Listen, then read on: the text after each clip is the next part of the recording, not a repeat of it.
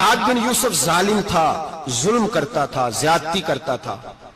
حضرت سعید بن جبیر ایک تابعی بزرگ تھے، اتنے بڑے بزرگ تھے کہ ساری رات نماز پڑھتے تھے، سارا سال روزہ رکھتے تھے۔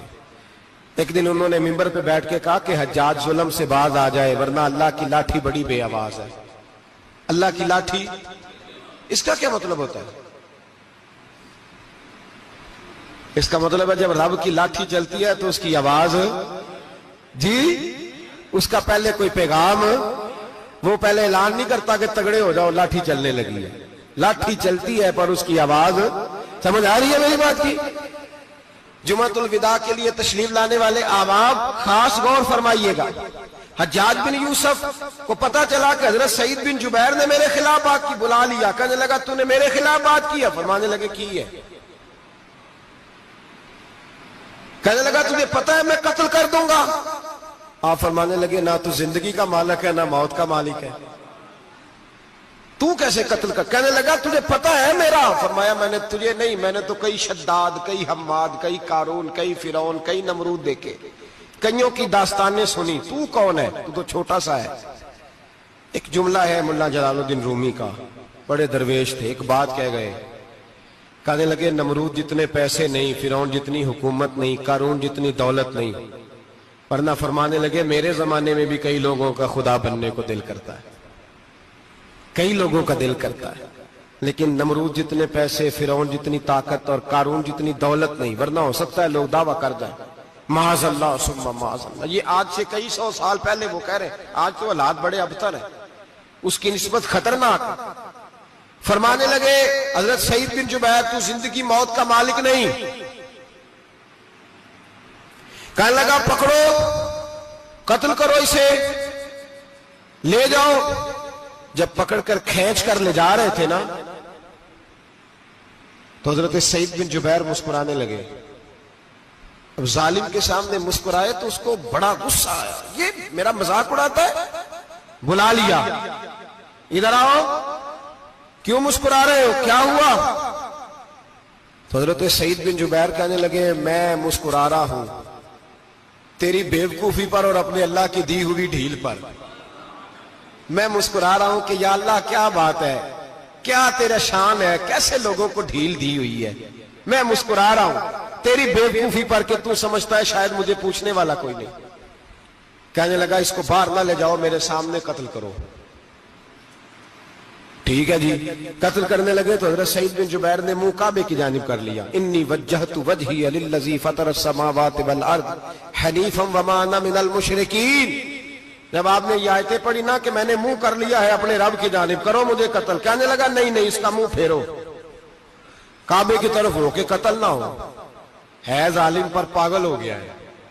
حضرت سعید بن جبیر کے حوصلے نے شکست دے دی، ناکام ہو گیا، مخبوط الحواس ہو، کہنے لگا اس کا منہ پھیر دو۔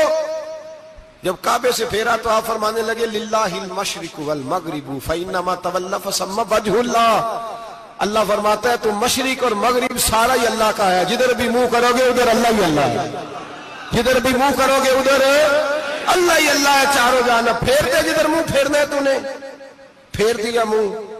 حضرت سعید بن جبیر کے گلے پہ خنجر رکھا تو آپ نے ہاتھ اٹھائے، کہنے لگے اے اللہ میرے بعد اسے کسی اور پر مسلط نہ کرنا، میرے بعد کسی اور پر مسلط نہ، بس میں آخری ہوں۔ جب آپ ذبح ہوئے تو اتنا خون نکلا، اتنا خون نکلا کہ لوگ کہتے ہیں جتنا اونٹ کے وجود سے نکلتا ہے، تر ہو گیا سارا اس کا دربار۔ ایک سمجھدار آدمی کو بلا کے کہنے لگا اتنا خون میں نے پہلے کبھی، میں نے بڑے بندے قتل کرائے ہیں پر اتنا خون نہیں نکلا۔ تو وہ کہنے لگے لوگ مر جاتے ہیں، مرتے وقت ڈر جاتے ہیں، سہم جاتے ہیں، خون سکڑ جاتا ہے، لگتا ہے یہ شخص جب دنیا سے گیا ہے تو ڈٹ کے گیا ہے، یہ ڈٹ کے گیا ہے دنیا سے۔ حجاج بن یوسف رات کو سویا تو تڑپ کے اٹھا، کیا ہوا؟ گھر والے کہنے لگے کیا ہوا؟ کہنے لگے سعید بن جبیر خواب میں آیا اور کہتے ہیں اٹھ مجھے بتا تو نے مجھے کیوں قتل کیا، بتا بتا کیوں مارا۔ اگلی رات پھر سویا تو وہی خواب، پھر سویا تو وہی خواب۔ گناہ نفسیاتی مریض بنا دیتا ہے، ظلم تجھے مخبوط الحواس کر دیتا ہے۔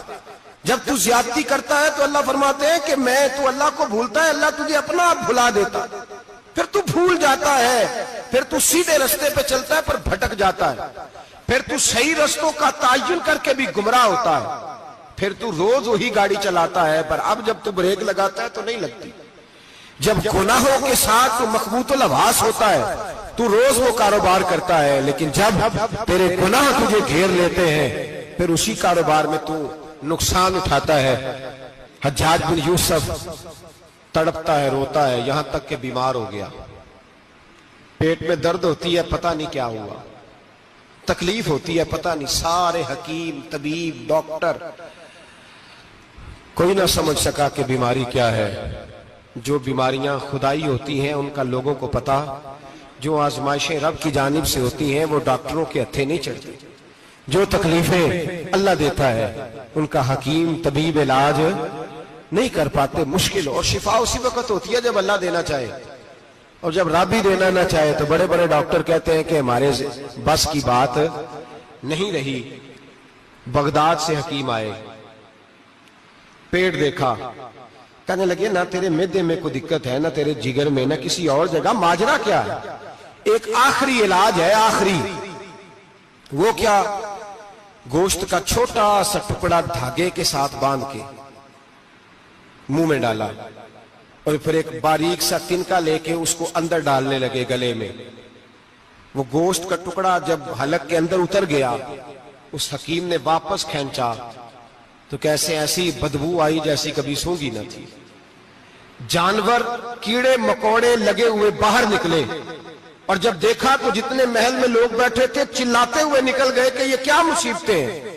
حکیم بھی اٹھ کے دوڑنے لگا، کہا تجھے کیا ہوا؟ کہنے لگے حجاج تیری بیماری زمینی نہیں، تیری مصیبت زمینی نہیں۔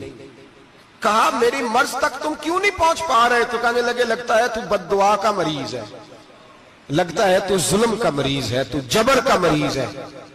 تڑپتا رہا، سسکتا رہا، ایک وقت وہ بھی آیا کہ گھر والوں نے کمرے میں بند کر کے تالا لگا دیا، دیوار سے ٹکرے مارتا۔ او بھائی، جو گناہوں کے بیمار ہوتے ہیں انہیں شفا نہیں ہوتی، جو ظلم، جبر، بربریت کے بیمار ہوتے ہیں انہیں سکون قلبی میسر نہیں آتا۔